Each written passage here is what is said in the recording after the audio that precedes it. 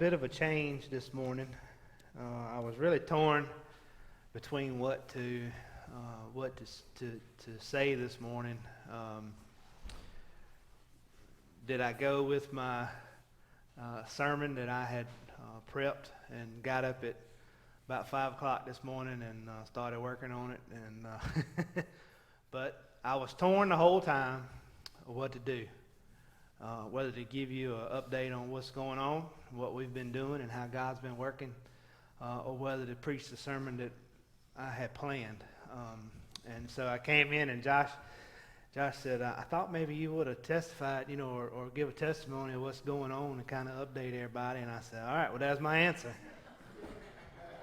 There's my answer. So he confirmed that, I feel like, through Josh's words, and so that's what I'm going to do this morning. But first of all, I want to give you some background. I think Jessica shared with the choir the other night a little bit about the background of myself and the pastor at Crab Creek Baptist Church, which is who I've been working with and who you have been gathering things and sending things through us, and that church has been able to distribute those, whether they reroute a truck to a different place or whatever. And so anyway, I just want to give you some background on Kevin and Natalie, which is, Kevin's been here. He preached for us last February of 23. After I stepped down as pastor, he preached for us that first month. And so Kevin and Natalie, that's who we're working with, because he during that time he took that position at Crab Creek as pastor, and so he's been there for that amount of time. And so just give you a little background about Kevin and I. It just kind of help you understand how things tie together. So Kevin and I have been friends for almost 30 years. And when I thought about that the other night, I was like, what? Am I that old? Goodness. So, but anyway, yeah, that was a sobering thought. But, so Kevin and I became good friends when we were 16-ish or so, and we did a lot of things together, he and I and another good friend. We hunted together, we fished together. Of course, we were sowing our wild oats during that time. None of the three of us were walking with the Lord in any way. We knew the Lord and we believed. We were saved, but we just were not walking with Him. We were walking in the world.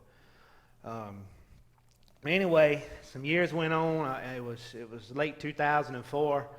The Lord started working in my life after my grandma passed on my birthday, which is the 24th of this month. She died on that day. She was a very special lady in my life, and so that day things really began to change. And I started reading my Bible. I started reading Jessica's Bible because I didn't even have one at that point. And she gave me one to read. Started reading that. January of 2005, a good friend that's the pastor at Harriet Baptist Church, which we've also worked with. That's where Zane Patterson that preached a couple months ago, that's where he goes. And he went with us last week, him and a friend from Harriet. And so anyway, Will invited me to a men's ministry. I went there. The Lord just broke me down. I gave it all to Him that day. Never looked back from there. But during that time, Kevin and I, he was doing some things and I was doing some things, and it kind of, we drifted apart there for a couple months, and we really didn't communicate a whole lot. But one night we got back together and we were going to go do some coon hunting. And so we were sitting out, and he had in his mind he was going to talk to me, and I had in my mind I was going to talk to him. And little did either one of us know that God was working in both our lives. God had drawn him back. God had gotten his life right. He was rededicated his life, and so had I. And really neither one of us knew what was going on. And so he was going to witness to me, and I was going to witness to him. but God had a different plan. And so from that night on, our paths have run course.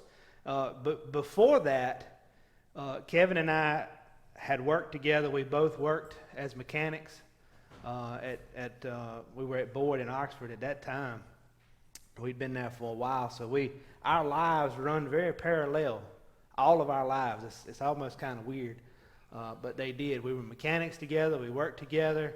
I left Boyd. I went to Raleigh, to Capital. He came to Capital. We worked together there.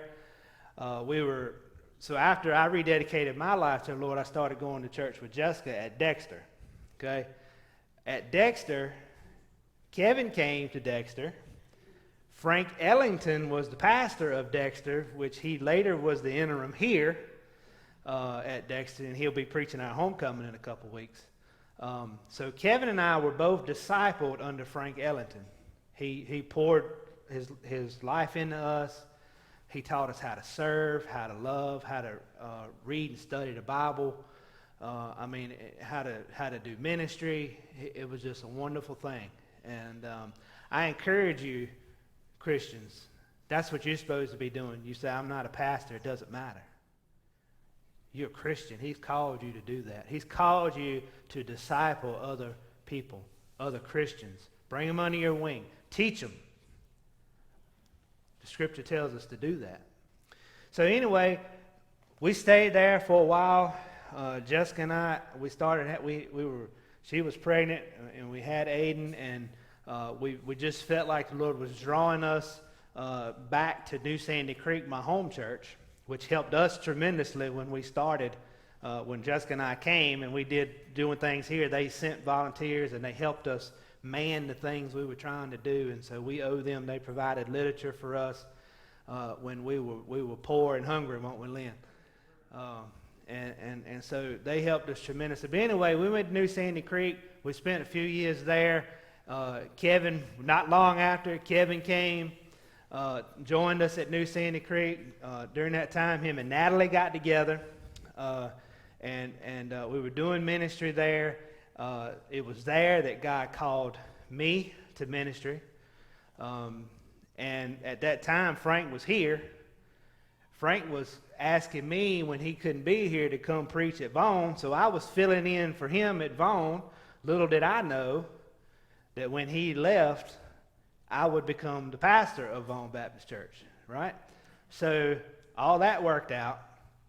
When Frank left, he told me, he said, look, there's a church down there. They are the lovingest people that I have ever met. They are giving, loving people.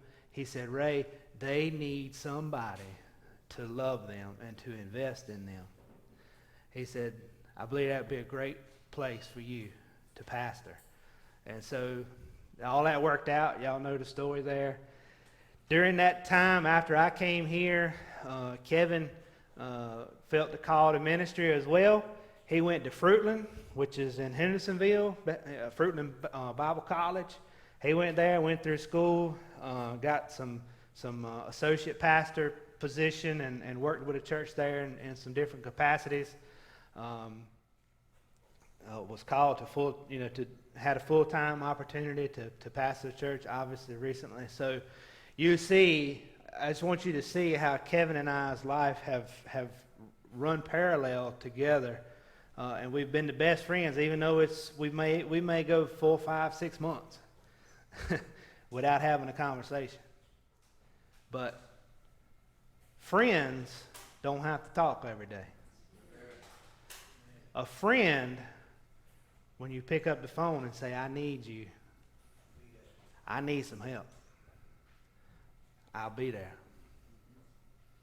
No questions asked, right? That's what a friend is. And you have no better friend than Jesus Christ. Let me tell you something. You want a real friend, Jesus Christ is that friend. He always picks up the phone when you call. He always has an answer. He always has the help you need. What a friend we have in Jesus, right? So anyway, give you the background there about me and Kevin. That's how we connected. and that's the connection we have now with Crab Creek, where he's the pastor. That's where we're funneling all the stuff to and distributing through. But anyway, short story. Try to shorten that part up and get to what you probably really want to know about what's going on in Crab Creek. So after the disaster in western North Carolina, I just felt the call and the need to go. So I went on the BaptistOnMission.org, went on their website. I filled out the volunteer form. I told them that I wanted to work with Kevin in Hendersonville, and because I just had a heart for them, for that area, and I wanted to be with him and help them. And so I did that, and I was waiting for a response from that. In the meantime, Kevin and Natalie were out of power. They didn't have supplies. None of them were prepared. Nobody up there was prepared. And you might say, well, that was dumb on their part. But people in Florida don't prepare for a blizzard. Right? And so they didn't expect it to be what it was. It was a 100-year storm. Something like this only happens late 1800s, early 1900s, somewhere in there was the last time they had a flood like this. And so you just don't expect that to happen, especially in the North Carolina mountains. So unfortunately, they were unprepared for what was about to happen. And so I called Kevin up. Well, I didn't call him. I texted him because you couldn't get a call through. A text would eventually find its way through. And they had to drive up the road from their house to be able to get that. And so anyway, I texted him. I said, y'all all right? And I didn't get an answer from Kevin. So I waited a couple hours, still didn't get an answer from Kevin. So I texted Natalie.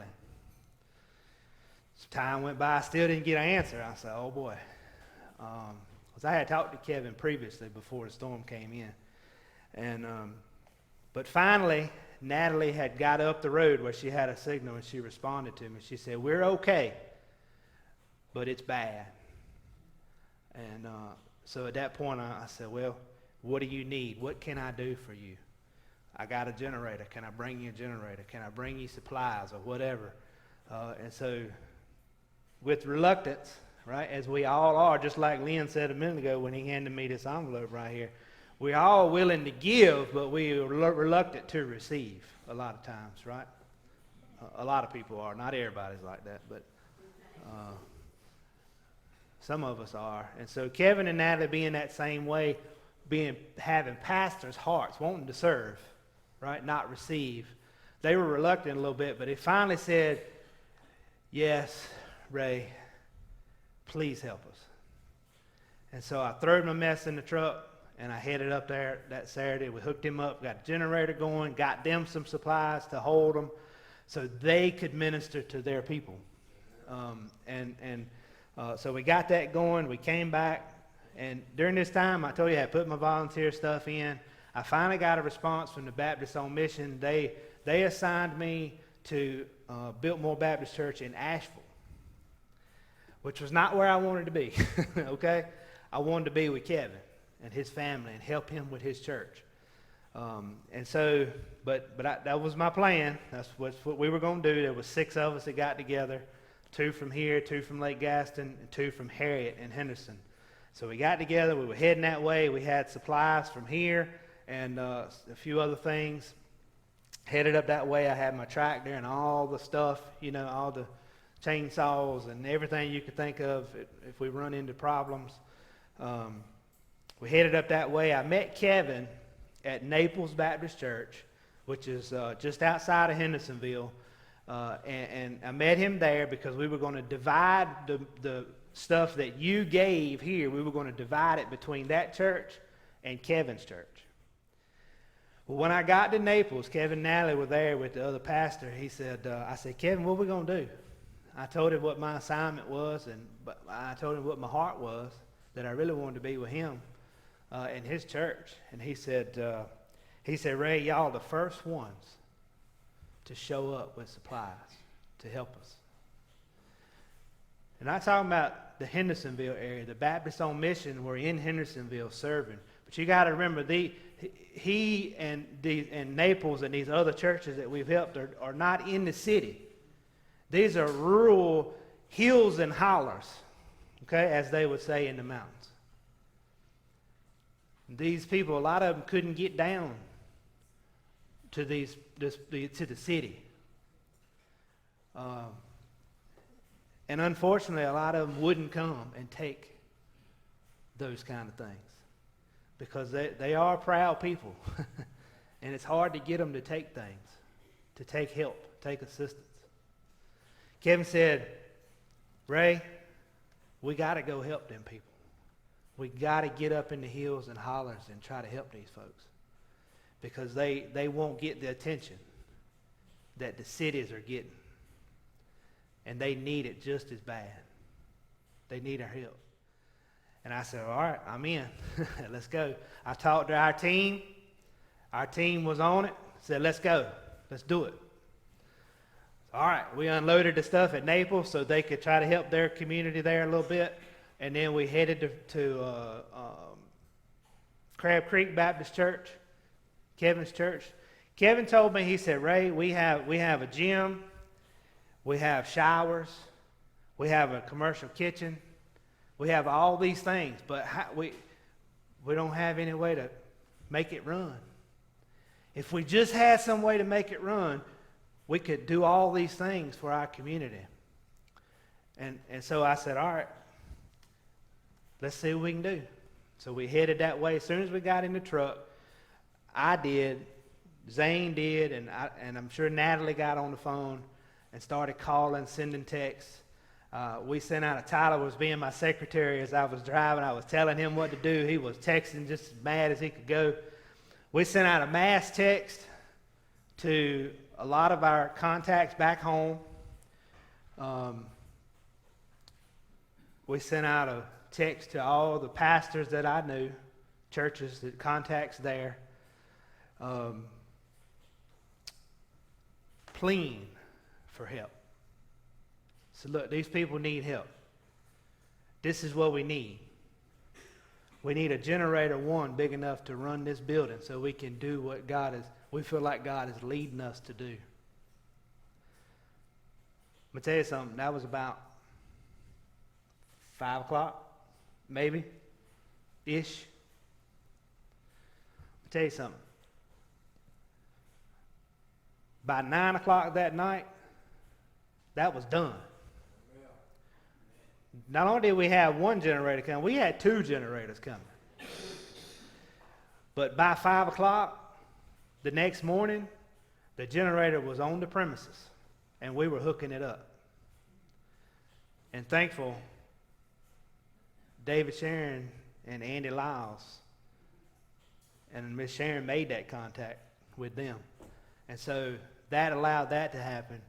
Cameron made some contacts, had us a second generator on the way. He was there the next day later with a generator. And other generators found their way there, smaller generators, but we needed a generator that would run that building. And we had it. The next morning at 9 o'clock, we were up and going. We were ready. But that evening, Monday evening when we got there, we were working on these things, and we said, well, how are we going to feed these people? We got a kitchen, but we don't have anything to feed them. And there's nothing here to feed. The shelves are bare everywhere. About that time, a white truck rolled up, didn't it, Ty? There's a camp down the road, Blue Star Camp, similar to our camps here.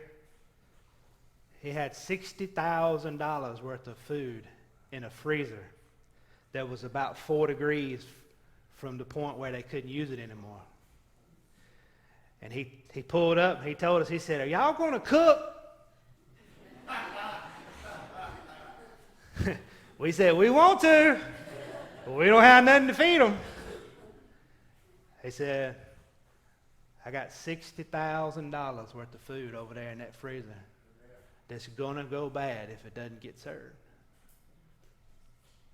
Now you tell me that's 2 things that God already worked out, right? Yes, sir. Only something God can do. I mean, and y'all, these are just the tip of the icebergs. The things that I have seen with my own eyes God do and work in just this little short of time. I mean, we ain't even been there 5 hours yet in this place going to help. So now we got power, or we're about to have power. Now we got food. Now we need supplies. We need more stuff to help these people. We need water. We need canned food. We need towels and toiletries and stuff like that, because we had one shower in each men and women's bathroom, okay? So that was better than nothing. We could give them hot water, but it was going to be a slow process. We've kept on putting out pleas. Y'all were gathering up. Y'all started gathering up supplies, more supplies. Harriet and Henderson was gathering up supplies. Lake Gaston was gathering up supplies. A lot of the churches around here were gathering up stuff to send to us, to be able to do this. Meanwhile, Rebuilding Hope in Henderson, I don't know if some of y'all are familiar with them, they do a lot of work in Henderson and surrounding areas trying to help those that need it. Well, on their site, they have a shower trailer that has eight showers in it. They had washers and dryers. They had generators. And they were getting together supplies for us too. Because they were in these mass emails we sent out, and Natalie sent out, and Zane was reaching out. All of us were kind of working with contacts we had. And God just put this stuff together. The next morning, we had the generator the next morning. So we went through that day. Tyler and Ava they made big signs saying, we have supplies. We didn't have much. We had what y'all sent is what we had. What y'all and Harriet, because Harriet sent a trailer full that time as well, and what we sent from here. So we had, between the two, we had those amounts of supplies. So we put that out there for everybody, and we had a few people come in toward the end of the day, start trickling in a little bit as the word was getting out. Kevin and Natalie the whole time are making connections. They're calling their pastor friends, different churches, sheriff's department, fire departments, all the contacts they know, trying to get the word out that, hey, we have the ability to now be able to feed, provide some showers and some shelter if people need it. We also have equipment, chainsaws, stuff like that. We can try to get out and cut and help people. And so while they're doing that, the troops back home, I called them the cavalry.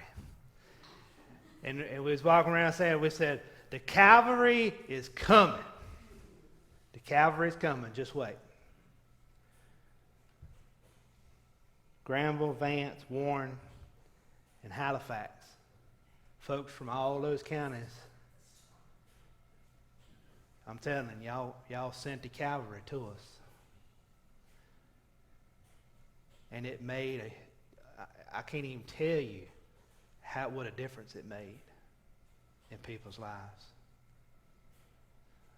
So the stuff was rolling in, supplies were rolling in, we were filling up the foyer there. Then we had so much stuff we had to move down, had the hallway full, had the sanctuary full, had the foyer full.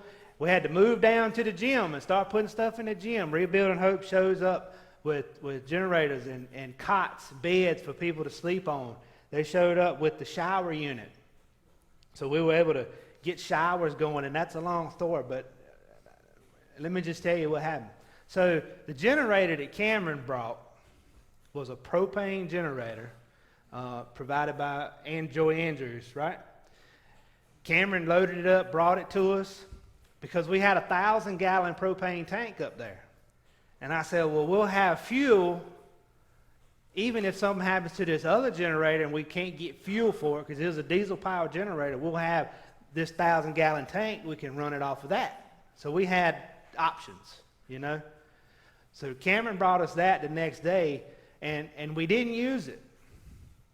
But what we did use, and if we hadn't had, we wouldn't have been able to have showers. The gas line on it and the regulator, we were able to take off of that, put on the 1,000-gallon tank, and fire up the shower units off of that 1,000-gallon tank that had 60% propane on it. So we could provide hot showers out of that unit for months.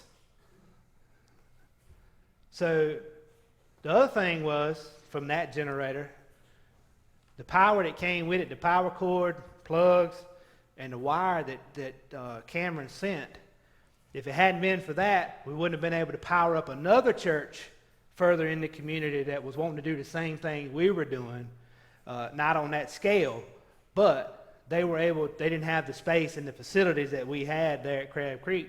But we were able to power them up, send them supplies and food, and now they were able to feed their community. By this time, Kevin's making connections. We got another church, East Flat Rock. They were trying to do the same thing. They were trying to get things together and get things going, get some power going. So the supplies from Vaughan Baptist Church went to East Flat Rock. Josh and Mr. Best delivered those to them Friday. Thursday, supply truck from Lake Gaston rolls in. Was it Wednesday the truck from Harriet showed up with all the... Think so? Pretty sure it was Wednesday. The truck from Harriet showed up with all their supplies, and the stuff from Rebuilding Hope showed up that day. Meanwhile, there's stuff coming from Henderson, Thomas Franklin and his outfit in Henderson, Franklin Brothers Nursery. That's his father that runs that. He runs a part of what he does. He runs a transport type business, and so he's hauling stuff in left and right, and so we're filling up and we're shooting this stuff out every which way we can go. The stuff at Lake Gaston went to Naples, which was the first church that we were at, trying to get them up and going. By this time, they were getting their power back. I think Thursday they got their power back, so it really helped them be able to help and minister out in the community. So throughout this time, the pieces that Cameron brought for that generator we were able to use to run other things, make and support. The gym has now turned into a supply warehouse that we are feeding stuff out of. We're feeding people 3 meals a day. We're providing showers for people, supplies for people, and a place to stay if they need it. But we really didn't have many take advantage of that, because those that might have been out of a home were staying with a relative or something like that. That was good. Although they did house 18 linemen last night, they were able to feed those linemen, provide hot showers for them, and a nice place to stay during the night. Well, I say nice, but it's better than sleeping outside. But it worked for us, didn't it, Ty? And so things continuing to work, right? They made connections with Sheriff's Department. They made a connection with the agriculture side of this, where now we've got hay coming in, we've got feed coming in, all this kind of stuff to help work with the animals, the farmers that lost everything.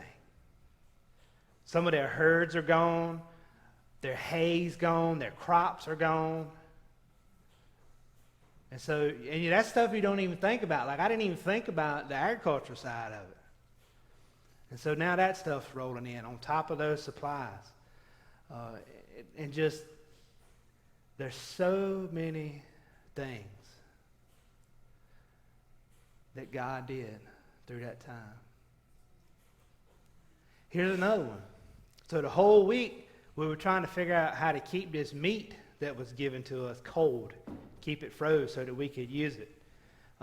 Because you got to understand, this freezer was massive. It was huge. It was probably the size of this half of the church, full of stuff, okay?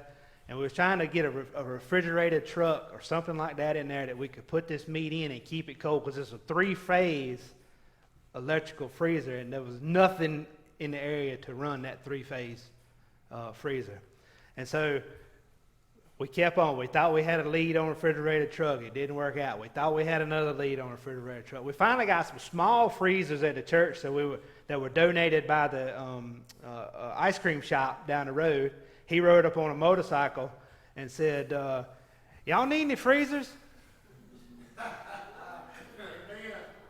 Do we need freezers? Yes, we need freezers. So we were able to go get some of the ice cream freezers, with the sliding doors and stuff, and we got them, put them in the building, and got some food from over there and brought them on site. That way we didn't have to go back and forth to the camp trying to haul meat over. So we got a good bit of meat there. But all the time, the temperature's climbing on this freezer, right? And Donnie, which is the camp director, is coming over and he's saying, all right, I'm at 27 degrees. You might have another day to get this food out of there. Truck never came through. But we were able to get some other churches to come and get some stuff out of there to help them do what they were trying to feed and all that kind of stuff. But we didn't even put a dent in this freezer, okay? I talked to Natalie yesterday. Well, one of the times I talked to Natalie, I was on the phone a good bit of the day, still trying to help and do what I could do from here. And I said, Natalie, what about the refrigerator truck? She said, Ray, no luck on the refrigerator truck. But God sent a cold front. And the temperature in the freezer went back down. Ain't that something? Amen. You tell me God ain't in control. You tell me he ain't good. He controls it all. We needed a refrigerator truck. He sent a cold front. That's the truth, ain't it, Ty? Everything I said is true. And I just putting a drop in the bucket, ain't I, Ty, of the things and the ways that we saw God move. Just in the time we were there. Yesterday, of course, we left Friday night late, and there had been other trucks come in with supplies. Yesterday, they had a truck there, another truck with hay and supplies. First thing in the morning, they had a 26-foot U-Haul from Littleton that Brian Isles, is that Buddy? Okay. Brian brought it. Okay, so it was from Littleton. I ain't sure I guess people just brought stuff in, or was it two Buddy Isles? Okay, so that truck showed up yesterday. They got it unloaded. There was one more truck that showed up yesterday and got that unloaded. And the whole time that we're trying to run supplies out to these other churches, right, to get them what they need, as well as fire departments. We're working with the sheriff's department, helping them all we can, they need people to come and cut and bring equipment so that they can get back into these people that have not been able to get to. And so they need drivers, they need equipment, they need cutters.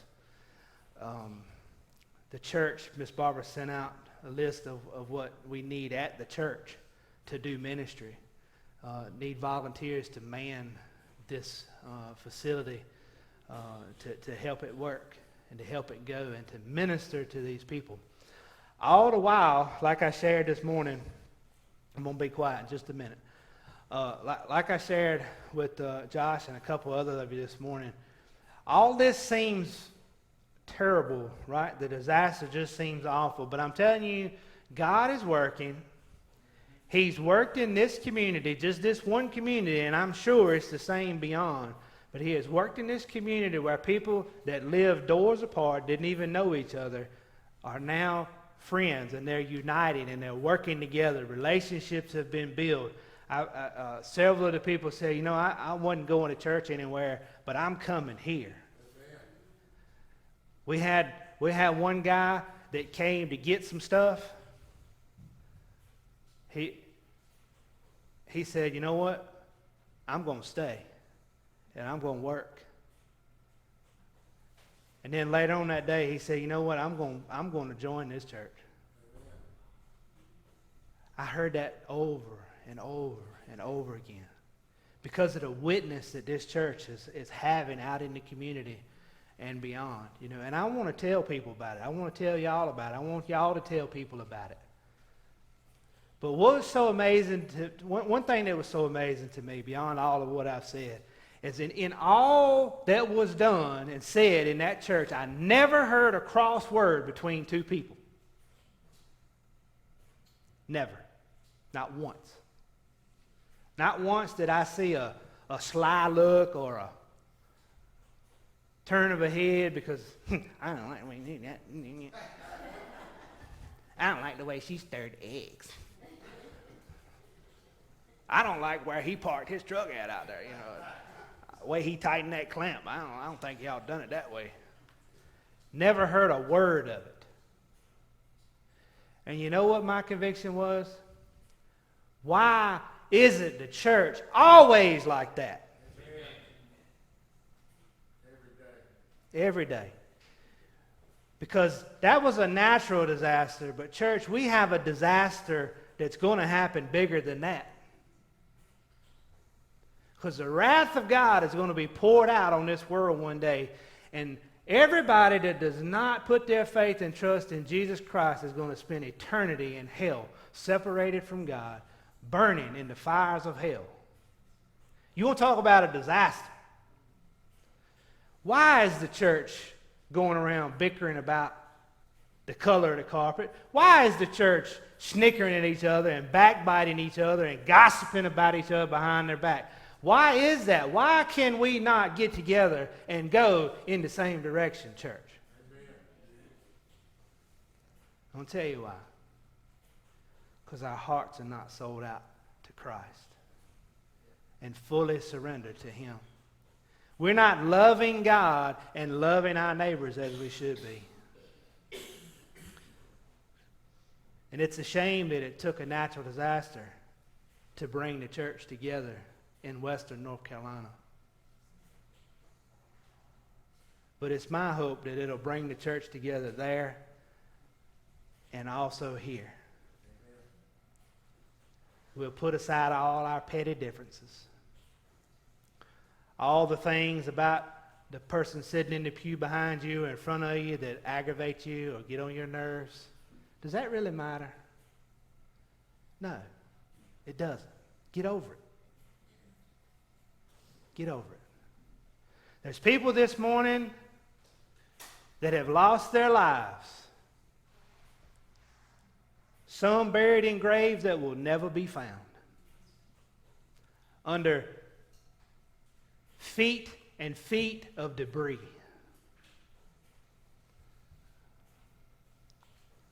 There's some people that everything they had is up against the dam at Lake Lure. They have nothing. Businesses gone, houses gone, lost family members. There's people this morning that don't know where they're going to get their next drink of water or their next bite of food from this morning. Their whole livelihood has been stripped out from under them, and they don't know how they're going to pay the bills next season, next year. Because the crops are gone, the cattle's dead, horses are dying. Does that pet peeve you have about your neighbor make any difference in the world? No. No. Let's get together, church. Let's get together and be united. Put aside all your little differences and look at the big picture. Can we do that? I just want to tell you that I am so very proud of Vaughan Baptist Church. And I know I shouldn't be proud. I know pride is not a good thing. But I am so thankful, let me say it that way. I'm so thankful of Vaughan Baptist Church and the other churches in this area that have come together and just poured out, that have made connections and made calls and plead on our behalf up there in the mountains for those people and have made it work. And y'all, as I told Jessica this morning, y'all might feel like that is 100 miles away from y'all. And you may feel like you're helpless. But you are a part of that because you're giving and you're enabling those of us that are there on the ground to be able to do what needs to be done, to be able to minister to them people, to be able to give to them what they need. So you are in the fight. You're in the fight. And I thank you for doing that.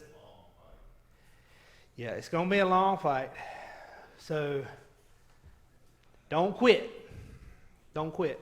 Because there's a lot to be done. And Ray, when David got back that first day, that he ran up there, the first thing he said to me was, they need supplies really quick. Because he said, what you all sent the other day, that's gone. They won't have it. That's right. Yep. But the cavalry showed up, and the church came through big time. And so I'm thankful for that. Y'all keep on. Keep praying. They got a lot of, it's going to take years to recover what's going on up there. So let's go to the Lord in prayer. Lord, I just want to come to you this morning, Father. I pray that the testimony this morning has brought you much glory, that it has brought you much praise, because that's why we're doing what we're doing, is for you to get the glory, for you to get the praise, because we know apart from you, none of this could have happened. Those of us that were there are seeing your hand at work every minute, every hour. So many things that could only be from you. And Lord, I thank you for that. Thank you for all your many blessings, Lord. In Jesus' name, amen. Let me say one more thing. I forgot to tell you this. So our team, I told you it was 6 people, right? On that team was an electrician. So he was able to help us with the generators and getting things hooked up. We had a cook. I forgot to tell you that. How are we going to cook the stuff? There was a huge charcoal grill down in the basement of the church. We had to go down there and dig it out. Well, Zane is a cook. He loves to cook. He loves to grill. And then we had Tyler and Ava, young, youthful. They were maid signs. The first day we were there, they were up in the foyer. They were helping people, giving out supplies as they came in while the rest of us were working and doing. So God put a team together that he knew needed to be there to help get this thing on the ground, get it rolling. And so I just wanted to share that with you too, because I forgot to mention that. And I'm sure I forgot so many things.